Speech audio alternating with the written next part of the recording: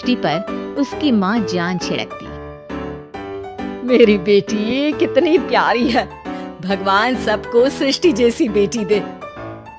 सृष्टि धीरे धीरे बड़ी होती है।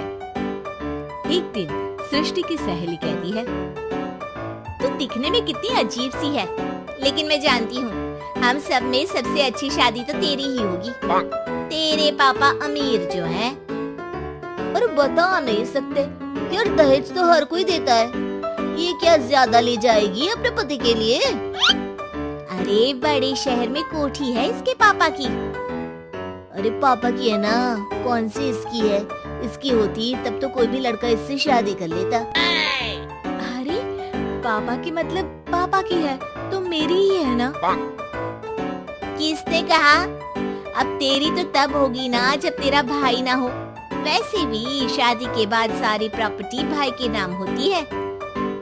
सृष्टि समझ जाती है कि उसे किसी भी हालत में माँ बाप की सारी प्रॉपर्टी को अपने नाम करना है, लेकिन कैसे?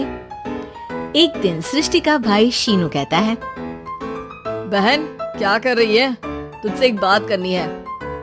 अरे हाँ करना, मैं तो तेरी बहन हूँ। बहन मेरी लाइफ में ना एक लड़की है, बहुत अच्छी है। मैं सोच रहा हूँ माँ और पापा से बात करूँ शादी के लिए।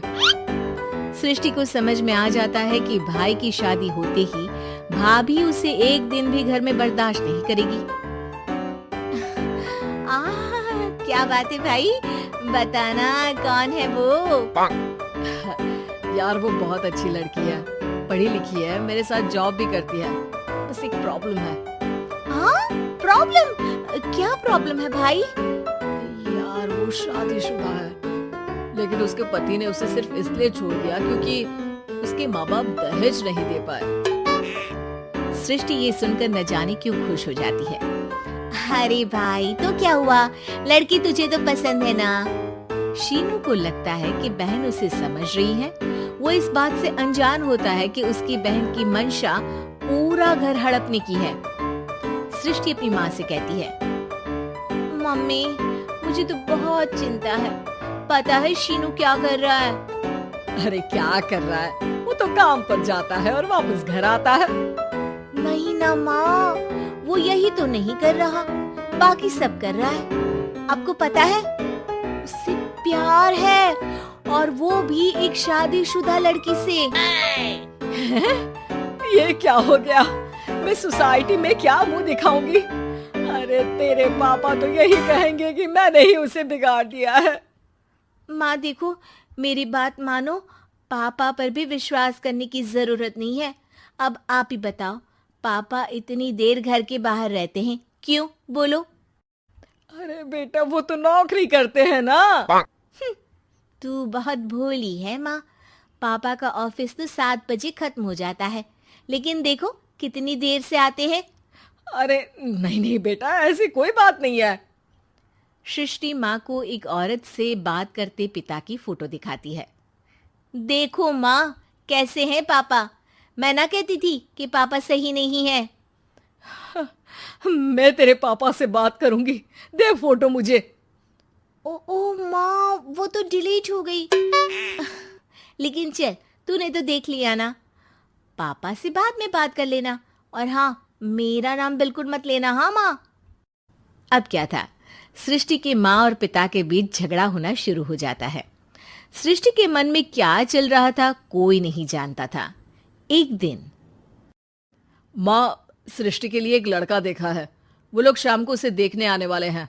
और हाँ माँ, एक खुशखबरी, मैं और पापा मिलकर एक नया बिजनेस ट्राई कर रहे हैं। शाम को लड़का आता है, सांवले रंग का। सृष्टि को तो बिल्कुल भी पसंद नहीं आता। लड़की की माँ कहती है, लड़की का चेहरा तो कोई खास नहीं, लेकिन अगर मेरे बेटे को आप लोग सेटल कर दें तो मैं उसकी शादी आपकी बेटी से करवा दूं। सृष्टि को लड़का बिल्कुल पसंद नहीं था। उसे भाई पर गुस्सा आ जाता है। लड़के वालों के जाने के बाद कहती है, माँ देखा शीनू मेरे लिए कैसा लड़का लेकर आया, न दिखाने लायक न सुनने लायक, सेटल भी नहीं, वो भी हम करे। अरे माँ मैं जानती हूँ ये मेरी शादी किसी भी घर में क्यों करवाना चाहता है। अरे कैसी बात कर रही है बहन, तूने तो देखा ना, लड़के को मैंने ही मना कर दिया तुझसे शादी के लिए। जिसने लड़का बताया था उसने उसकी बहुत तारीफ की थी। बात आई गई हो जाती है, लेकिन सृष्टि का मन शांत नहीं होता। क्या करूं, कुछ समझ में नहीं आ रहा। मेरी शादी हो गई तो ये लोग पूरी प्रॉपर्टी शीनू के नाम कर देंगे, मेरे हाथ तो कुछ लगेगा ही नहीं। तभी सृष्टि को आइडिया आता है। वो किसी वकील को फोन करती है। जी देखिए, अगर आपके मम्मी पापा का तलाक हो जाता है तो आपके पिता की आधी प्रॉपर्टी आपकी माँ के नाम हो जाएगी, फिर उसे वो किसी को भी दे सकती है। सृष्टि अब माँ को बेटे के खिलाफ भरती है। माँ, शीनू पर नजर रखा करो, वो जिस लड़की के प्यार में है ना वो शादीशुदा है। यहाँ आएगी, सारा पैसा रुपया जमीन जायदाद सब हड़प लेगी। पापा का भी हाल तुमसे छुपा नहीं है। ऐसा ना हो कि मैं और आप एक दिन सड़क पर भीख मांगे। हे भगवान, मैं तो जीते जी मर जाऊंगी अगर ऐसा हो गया तो। ऐसा हो गया नहीं माँ, ऐसा ही होगा। अभी समय है, आगे का सोच लो। मैं तो कहती हूँ पापा से आधी प्रॉपर्टी लेकर अलग हो जाओ। पापा की आधी प्रॉपर्टी भी हम लोगों को अगर मिल जाती है ना तो अगले 7 जन्म सफल समझो। बेचारी माँ बेटी के कहने पर पति से तलाक लेकर अलग हो जाती है।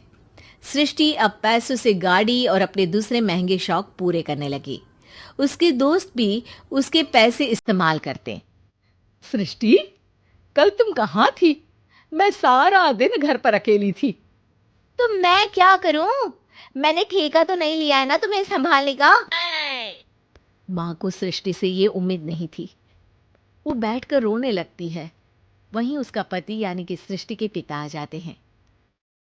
मैं जानता था कि तुम्हारा यही हाल होगा, तो आपने मुझे रोका क्यों नहीं? मैं रोकता तो तुम रुकती क्या? सृष्टि के कहने पर तुमने मुझ पर अपने बेटे पर शक किया, लेकिन तुम ये भूल गई कि कैसे हम दोनों ने मिलकर जीवन में इतना सब खड़ा किया। माँ पति के गले लग जाती है। मुझे माफ कर दीजिए, मैंने आपकी कमाई का एक बड़ा हिस्सा गवा दिया। कोई बात नहीं, तुम साथ हो तो मैं ऐसी 7 प्रॉपर्टी खड़ी कर दूंगा। तभी वहां सृष्टि आ जाती है रोते हुए।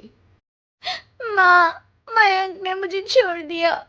वो बोल रहा था जब तक मेरे पास पैसे थे तब तक ही वो मेरे साथ था। पापा, माँ, मुझे माफ कर दीजिए।